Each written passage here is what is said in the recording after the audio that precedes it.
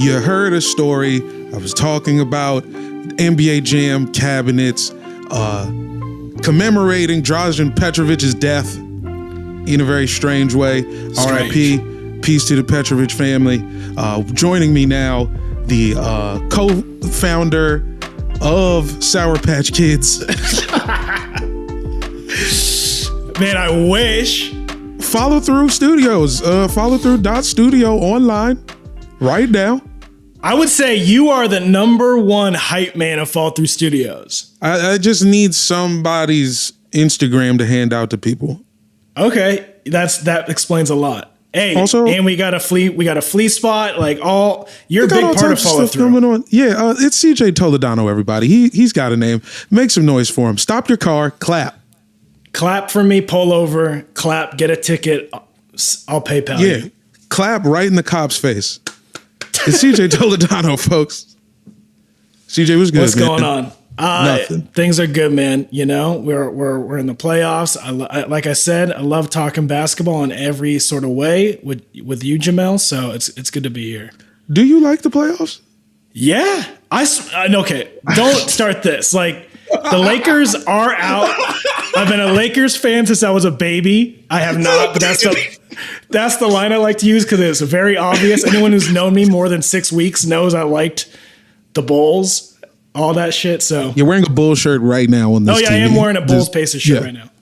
Jesus. But it's so like 90s basketball. That's like my Star Wars. That's the line I milked in my career when I met with people in suits. Oh, what do you do? Listen, 90s basketball, it's my Star Wars. Let me handle all your money and make shit. And this is why you had to do this one. What's more 90s basketball than NBA Jam? I've had 2 NBA Jam arcade cabinets in my home. I've had 2. Do either of them yell Petrovich at you? You know what? They don't. And so I first heard about this story. There's a great NBA Jam book. I forget his name. I'm blanking. But if you look it up, you'll find it. It's like the comprehensive. I've hit the guy up and I was like, I want to make a narrative version of this show, like the social net or this book, like the Social Network. But I've heard that story and I still don't know how true it is. But it's pretty wild. And they don't. My machines have not done that. It's, 90s electronics, bro. They can make anything happen. Can I give you not a weird theory, but I'm curious what you think of this. Okay. I don't know if it's just Dražen, but it's also white dudes can fucking hit threes on that game. Like Mark Price. I always play as the Cavs because Mark Price is like. Well, Mark Price was a 3-point. I don't know if he was a champion, but he was good. Participated in 3-point contests. Also, that's like it's a white prerequisite. If you're a white guard and you can't shoot, you got to hit threes. Welcome to the CBA, dog. We don't have time for you. What do you mean? What do you mean you play guard and you can't shoot a 3 and you're white? Yeah. Because if you're white, you can't get to the rim. Yeah, that's how racism works. If that's just the rules of being white. You can't. I almost hit myself with the mic. You either got to be the milkiest 3-point shooter or the goofiest looking 8 feet tall, probably going to pass away in your 30s because your bones are growing too fast. Yeah, man. And Manu Ginobili, he doesn't count. He's not even white for real. He's Argentinian. Yeah. He is not white. That's true. There's always that exception of Manu Ginobili. That's our guy. Check out our Spurs doc. Spurs doc coming soon. I didn't want things to go this way. I'm sorry. We can get into it. Nah, it's inevitable. Yeah. I just don't. That's just, especially European dudes. Like, that's the European rules. If you can't shoot, how do they get so good at shooting? I don't know. I don't know what European discipline is. Well, and that's why Luka, I think, is different because he has been raised on those highlights. So he's forced his average white body to like also be a drive, like a penetrator. Yeah. That's, I don't know if I like he's that word. He's defying logic. Yeah, he's defying logic. Every time he hits a dribble drive, every time he comes off a pick and roll, he's defying the odds. Do we need white people to defy the odds? Not really. But again, he's international. International. Yeah, I don't know. I think they defied the odds like in the 1400s. So We're kind of good. Or we're on just that, confident. They were just confident. But yo, let me be real. I love a white hooper. Yep. That's it. Come on, man. Who doesn't love the one white guy on Comic View? I don't know if I should name names, but yeah. I mean, you know the guys. I know the guys. Let's say there's a classic guys. Yeah. Who's the main guy? Gary Owen. Gary Owen, the god. We talk about retiring jerseys in the rafters. That guy has his headshot retired in every improv across the nation. And the best chicken spot in most cities. Wait, what do you mean? Well, every city's got like a legit like black-owned diner or chicken spot, or it's like, or like a sick burger. Whatever the best black food establishment is in a city also has headshots on the wall. And most times you will see Gary Owen there. You see him in a lot of what was it, like car wash movie? What was it? The Wash? I feel like he's in The Wash or something. Yeah. He's definitely in The Wash. He definitely has his picture up at Ben's Chili Bowl. You know what I'm saying? Like, he goes both ways. He's the original Luka. He walked so Luka could run. Oh, I can't wait to get the Gary Owen 37s. I'm like too young to remember Petrovich in real life. The only thing I remember about Petrovich was Reggie Miller saying he smelled bad. I've never heard that. Right. So when I think this was on Open Court. They asked Reggie, who's like your toughest opponent? And he was like, Petrovich. Because Petrovich had game and he also smelled.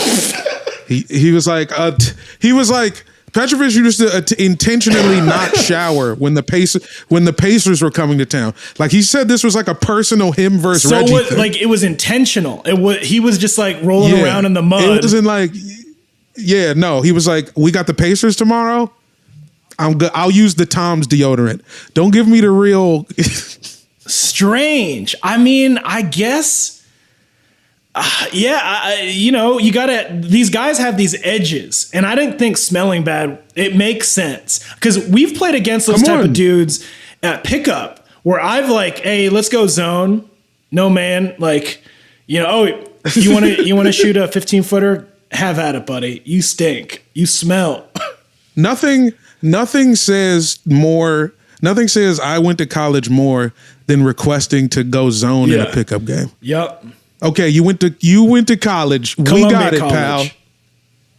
I don't give a fuck about university. No fucking 2-3 zone. Just let me have this guy. Give me the slow guy. Exactly. And I will figure it out. Who's your okay? So you're really used to play with the Cavs? You didn't play with the Heat? Honestly, it was probably Bulls, Cavs. I'm trying to think who else I play with on NBA Jam. The Bullets, unplayable. Hornets too. Bullets are unplayable. Who was on their squad? Doherty? Not Doherty. No. That's the Cavs. It was Weber. So you have Mitch? Weber and Howard. No, Mitch. Damn, I don't even know the years on that one. I think Calbert Chaney, and I don't know who the other guard is. Tracy I don't know Murray? who the fourth person is. Absolutely not. Wish. Should have been Tracy Murray. Not that good of a team. And they faked on Weber and Howard on the stats. How could you have, the Heat is the best team in the game. The interesting part about NBA Jam that I sort of have looked into is that the sign off from some of these players and their likenesses was kind of difficult because they didn't really know what the game was yet. Like Shaq said no, but then he also was obsessed with the game and had a machine taken with him like on road trips and shit. Obviously Jordan wasn't in it and all that stuff. So like there are guys missing. He was buying plane tickets. He was buying plane tickets for the machine. Bill Clinton, he was in the game though. Oh my God. I had the shit on PlayStation 1. Yeah. The tournament edition. Oh. Playing with the Clintons was fun. Can I tell you a story? This is an NBA Jam story. And politics. Politics talked about on this? Ooh. And this is a company I respect and like they've given me my career. Bleacher Report, 2016. We all know what happened that year. Mm-hmm. We, as a company or as a department that I was working for called Social Moments, we would make those memes and GIFs that you see whenever a game happens or whatever. we decided, hey, let's let's have some stuff ready for politics, right? And I won't name the person, and I don't blame them, but also I do laugh because we're past it a little bit, but I'm like embarrassed what are you? They spent months making Hillary Clinton dunking over Donald Trump in NBA Jam. And I just kept walking by their computer and I was like, whatever. People are doing some crazy shit. And I just remember just like when Trump won, I was like, ooh, there's no reverse of this. But I'm just like, guys, this is like speaks for how we all thought. Like, we thought this was a game. We thought we had it locked. Thought it was a game. And we were arrogant about it. And if anyone saw this NBA Jam thing, that'd be embarrassing. I want it. I can maybe dig it up, but also, come on, son. We're all learning. We're all learning. Look, okay. Yeah. Let's talk off air because I got cash. I'll give you some dough for that. And then I'm not gonna be like, I don't know where I got it from. You know what I'm saying? This is a comedy podcast. You're not even fucking telling the truth. I might be able to be convinced because we're out of that mess, but it was a sad time. I want this. I want this, and I want to see who gets mad at me. And then I want to have meetings with all of them. What was it? Was it the jersey colors? It just I don't know. Hillary dunking on, it's just not good. Here's a layup of a question. You're in NBA Jam. What are your stats? CJ, give me your numbers. Honestly, not that good. And I used to play. Would your shit be all red? You'd have a few yellows though, right? Yes. And my stats, I kind of just look at it wins, loss. Like, so during the pandemic, we had those like pods, and my buddy, Michael Joyce, who I did comedy with in Chicago and run a show out here with, him and his wife were on our pod, and he was the only dude I could play NBA Jam with because he's the only person who could come over. And these games were close. Like I don't know what it is. Like if your opponent goes up 13, the computer will then let you hit the next 2 threes. Oh yeah, no, that's an intentional thing. They did that shit on purpose. I feel like I'm like a 500, my overall life record on it, because I feel like the computer is always against me. Okay, I meant you as a character in the game, but I want to get a little deeper into this. Like, yeah, I meant like in NBA you Jam. As the player, you're on the you're on the Pasadena Podcasters. You know what I'm saying? Who's your squad? But I'm like, I don't know. I just want to be. If I was a character, you could give me all zero everything, except for. I can hit that underhand half court shot. When you hit it on accident? Just for some reason I hit that 80% of the time. And that's is that? Is it you massage the machine a little bit and it gives it back to you? Yeah. Yeah, I think so. I think you have to if you kiss the A button. That's like codes you would download. Remember in the 90s when we would download like video game cheat codes? Oh, come on, man. Oh, yeah. Game facts or whatever I forget, like hidden cheat codes or whatever. Yeah, I'd print that shit out, put it in my book bag. It'd be in there until I graduated. Yeah. Retail Me Not. It'd be on Retail Me Not has the good video game. Kiss game the A button. Now. Submitted by Broccoli House. Have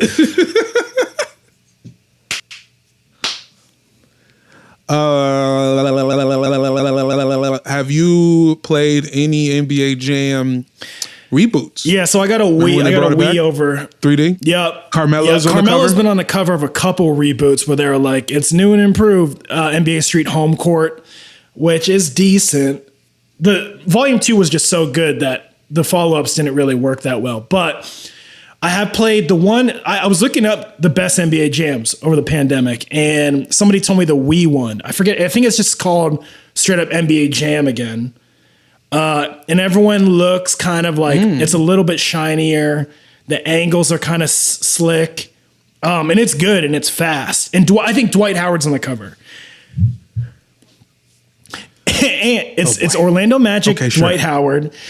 And last season, when I forgot about every bad and weird thing Dwight Howard has done, I also then on eBay bought the Nintendo Power issue where Dwight Howard's on the cover dunking with a basketball on fire. So that's the kind of shit I get into. Actually. $8. How much did you pay for it though? How much did you? $8. Was that including shipping? But hey, you'll probably see it at the flea market. Jesus. Yeah. Come grab that. Come grab that from my guy, July 11th. My favorite, and I've been trying to get people to play this, even though I'm currently not playing it anymore. I started playing Hades, but NBA 2K has a NBA Jam version on Switch. Yes, 2K Playgrounds is fire.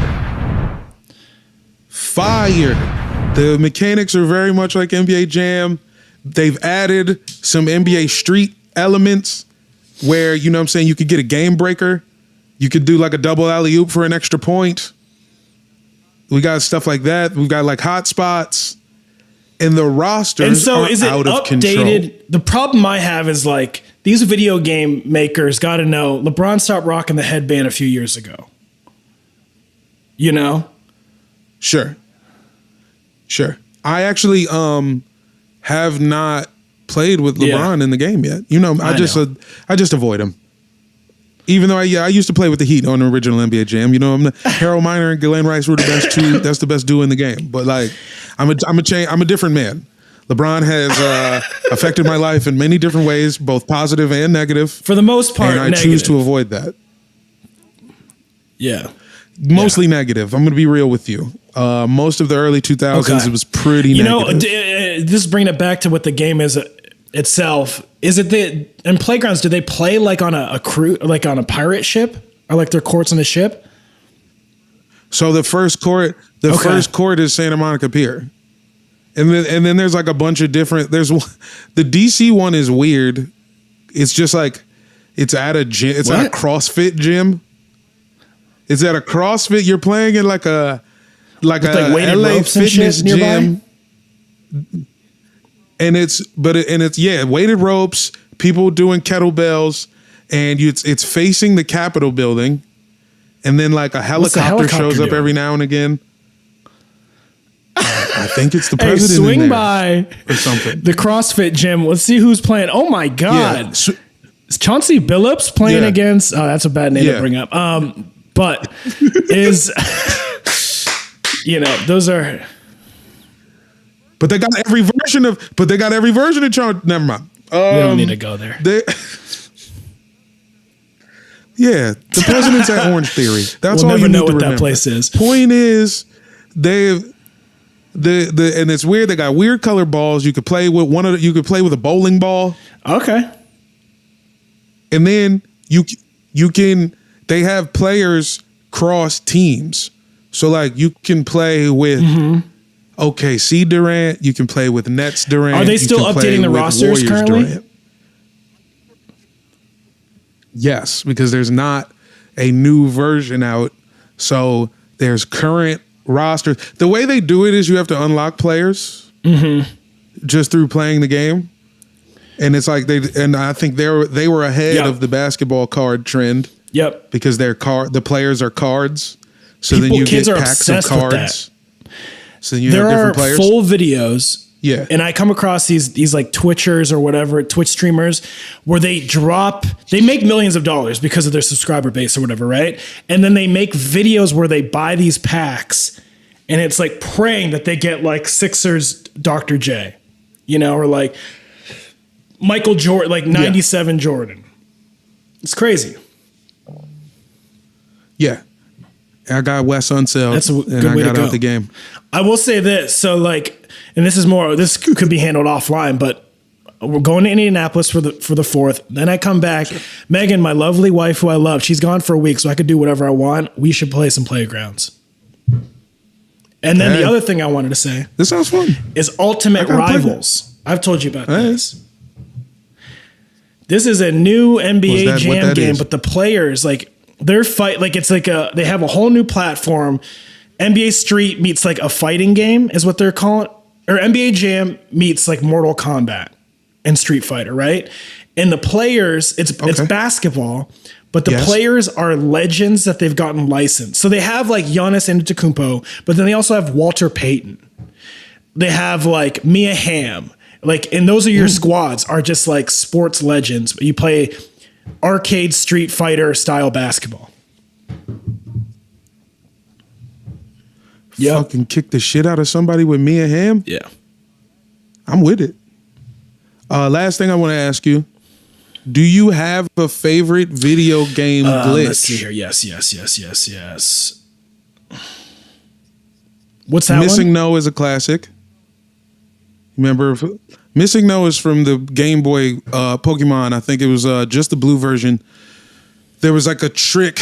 There was a glitch. You go to the Cinnabar Islands. After you have Surf, you can just go up and down the Cinnabar Islands, and then you run into a Pokemon named Missing No. And then you run away immediately, and like it'll just like damn. Like so you're talking glitch items. that is like in your favor. There's like because my shit is like shit is I like glitch Blitz in general. You know, like they give you those few seconds after a play to like beat each other's ass. Well, like our friends and I, we thought it was funny to like make the guys like hug each other, just keep running into each other. I'm making a weird, but like. Oh, I like that. Because of like the polygons or some shit, they would like form and they would look like an alien, like two-headed Jerry Rice. You know what I mean? So I want maybe that's my next shirt, two-headed Jerry Rice. Two-headed Jerry Rice does sound like fun. Two-headed Jerry Rice sounds like fun. Write that down. Another one for me is Soul Calibur on Dreamcast. The titties would just move on their own. So it's like this is one of the first video games that was focused on CGI boobs. It's a fighting game. And it was like, okay, we're coming with it. All of these women ninjas have big tits. You know what time it is.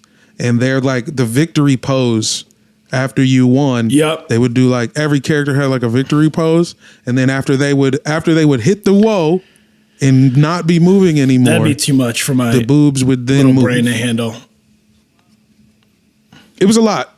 It was a lot to take at the time, and that's why it's on my list of favorite glitches. Evander Holyfield boxing as well. You ever play that for the Sega Genesis? It's a classic. No. Whoa. I didn't have a Sega. Political. What'd you go? Super Nintendo? Which was my choice. It was political. But continue.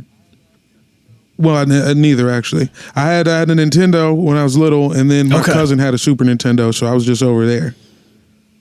Gotcha. And then my other cousin had a Sega, so I was just over there. Then I got a PS1.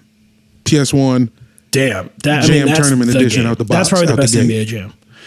No glitch. I think if you just do uppercuts, you win the game in one bus ride to school.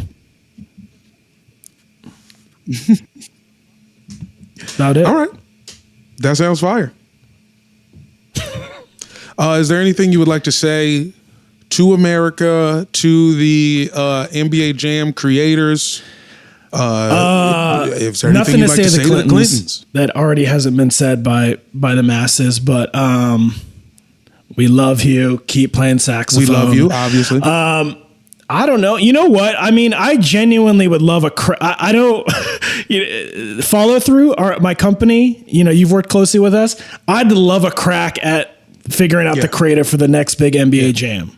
Like my life has been dedicated to making my income with the stupidest, wackiest basketball shit. Like we've done some football stuff, but like if the next NBA Jam, NBA Street, bring back NBA Street. If they give us a crack at it, we'll help. We'll do some freelancing fee or whatever. Yeah. Let us help out. That's about it. Yeah. What if NBA Jam was like your favorite SNL sketch? Sounds like a pretty good idea. Hit us up. Midway, hit us up. Midway, hit us up.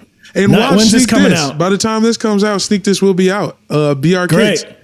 July 28th. Like August, July 28th is the date. You know what I'm saying? You're in the queue. Yeah, so the date is July 28th. And if this is after July 28th, then you're not watching it already, fucking watch it. And we might have been canceled. And also follow through .studio. Same on Twitter. No. On Twitter, follow through LA, but follow through .studio is our website. I know people don't really mess with websites that much, but you can find all the info about us there. It's over there. And please follow them. Every time they get a follow, I get 2 cents. So hand me that. I need that. Those pennies do accrue interest. Of course. Always a pleasure. CJ, thanks for fucking with me, bro.